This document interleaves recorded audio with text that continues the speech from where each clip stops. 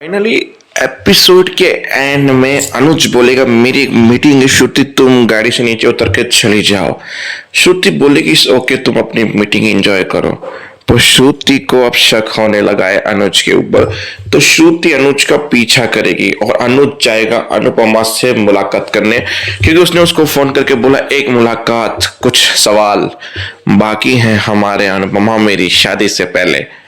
और फिर वो जयदीप सर से पूछती है कि मैं जो कर रही हूँ सही कर रही हूँ, मतलब दो लोगों के बीच में कोई तीसरा कैसे बोल सकता है।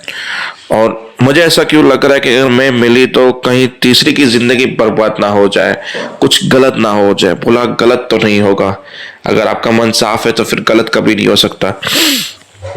अनुपमा ऑलरेडी वेटिंग कर रही है और वहां पे अनुज कुर्सी के सामने बैठता है गजरा लेके मीटिंग करने के लिए, और वहां से श्रुति उनके पास से गुजरेगी या उनको देख लेगी, क्योंकि वो आसपास ही है वहीं पे। तो अब देखते हैं कि ये जिंदगी और करामत कैसी होगी, क्योंकि अनुज कपड़िया की शादी में ही अनुपमा कैटरिंग का काम संभालेगी, यानी कि हलवाई का काम, क्योंकि श्रुति ने उसे ऑर्डर दिया है शादी का विथ इनविटेशन के साथ। तो देखते हैं आगे होता क्या है। कहानी पे फोकस करें तो कहानी में किंजल और उसकी कहानी बताऊं तो वो लोग परी को चुप करा के सुलाने की कोशिश कर रहे थे। परी दादी दादी कर रही थी, फिर वो दोनों आपस में ही लड़ने लगे। फिर परी ने बोला मुझे दादी के पास छोड़ दो, फिर तुम लड़ो करो, मुझे कोई मतलब नहीं, मुझे आपके साथ नहीं रहना। फिर दोनों ने परी से माफी मांगी, परी को सुला दिया। फिर तोशु बोला मेरी माँ के हर जगह पे अंधभक्त खड़े ही हैं, पहले मेरी बेटी नहीं थी अब मेरी बेटी भी अंधभक्त हो गई, लोगों के फैन होते हैं, मेरी माँ के अंधभक्त हैं। बोला तोशु बड़ी लैंग्वेज, बोला तुम तमीज से बात करो। अच्छा है कि मैं गाली नहीं दे रही हूं तुम्हें, तुम डिजर्व वो भी करते हो, शुक्र करो कि मैं दे नहीं रही हूं तुम्हें। अपनी माँ के बारे में तो कम से कम ऐसा मत सोचो।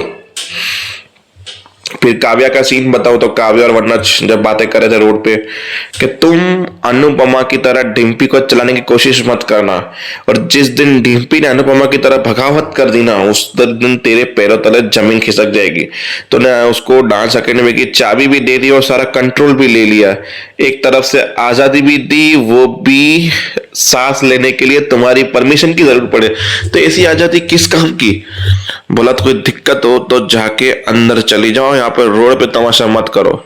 बोला मैं तुम्हें अभी भी वार्निंग दे रही हूँ, जो तुम कर रहे हो कंट्रोल करने की कोशिश कर रहे हो बड़ा गलत है।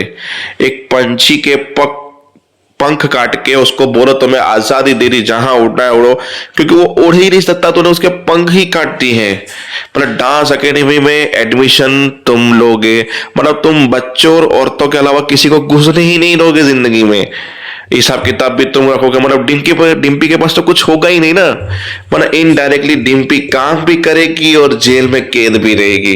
क्या आइडिया है तुम्हारा भंडरा, अच्छा मानना पड़ेगा। अब देख लो तुम लोग। फिर अनुपमा की बात करूं तो जयदीप सर ने बोला तुम्हारा बीपी आगे पीछे हो रहा है, श्रुति का फोन आया था, वो आपका हालचाल पूछ रही थी। बोला इस ओके कोई बात नहीं है। फिर उसका बीपी बढ़ गया, उसको याद आ गया कि श्रुति ही मेरी सहेली थी और वो अनुज कपड़िया की फियोन्सी भी है आद्या, जिसके बारे में बात कर रही थी। फिर बीपी आगे पीछे हो गया। बोला अभी रिलैक्स करो आराम करो। फिर सुबह हुई तो सुबह अनुपमा ने दिया जलाया, दुकान के अंदर घुसे, दुकान को ओपन किया और फूल से स्वागत हुआ, सब लोग बोला वेलकम बैक।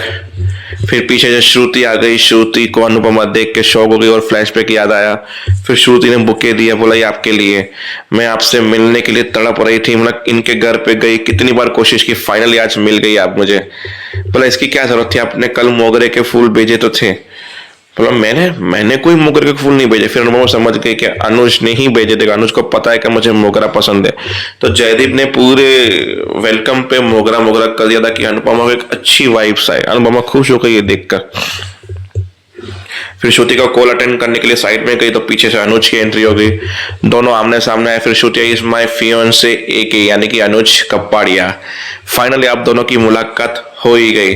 कितने टाइम से हम आपसे मिलने की कोशिश कर रहे थे, खास करके मेरे फियोन्से अनुज कपाड़िया, पर फाइनली जब मिलना लिखा होता है तो भगवान ही मिलाता है, आप लोगों ने मिला दिया। वैसे बाय द वे आप दोनों की मीटिंग भी तो हुई थी ना। फिर जयदीप सर ने बोला वो तूफान की वजह से वो मीटिंग में मिल नहीं पाए हम लोग। बोलो ओके ओके।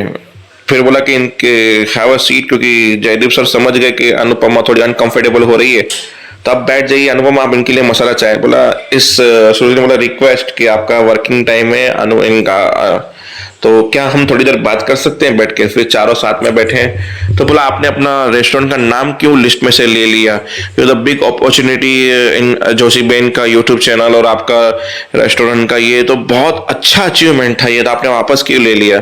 बोला इनकी तबीयत थोड़ी सी ऐसी है तो मैं नहीं रिस्क लेना चाहता इस चीज़ों की वजह से, इसके लिए हमने नाम वापस ले लिया।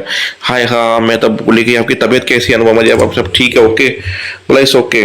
फिर पता नहीं क्यों श्रुति को ऐसा लगा कि यू आर अनकंफर्टेबल, मैं ही बात कर रही हूँ। अनुज कब से खाली घूरे जा रहा है अनुपमा को, यू आर कंफर्टेबल। हो सकता है कभी कभी पहली बार मिले तो थोड़ा बात करने में अनकंफर्टेबल लग रहा हो। अनुज ने बोला यस यस यस ऐसा हो सकता है। फिर अनुपमा बोली हाँ हो सकता है कि क्या ही बात करें, आज पहली मुलाकात जो है हमारी। फिर ऐसे ही बस ऐसे ही अनकंफर्टेबल के बाद श्रुति को थोड़ा शक तो हो रहा था कि अनुज कुछ अलग बिहेव कर रहा है। और वहां छोटी का सीन था जहां पे वो बोले थे कहीं मिलेंगे तो नहीं, कहीं अनुपमा से मिलेंगे मेरे पापा तो श्रुति को पता चल जाएगा, श्रुति को पापा सच बता देंगे तो श्रुति इस प्यार से मूव ऑन कर देगी, मम्मी पापा एक हो जाएंगे। नहीं नहीं नहीं नहीं ऐसा बिल्कुल नहीं हो सकता। ऐसे करके वो टेंशन घर पे ले रही है बैठ के। पर जो होना होगा वो तो होगा ही। तो देखते हैं आने वाले एपिसोड में होता क्या है। तब तक के लिए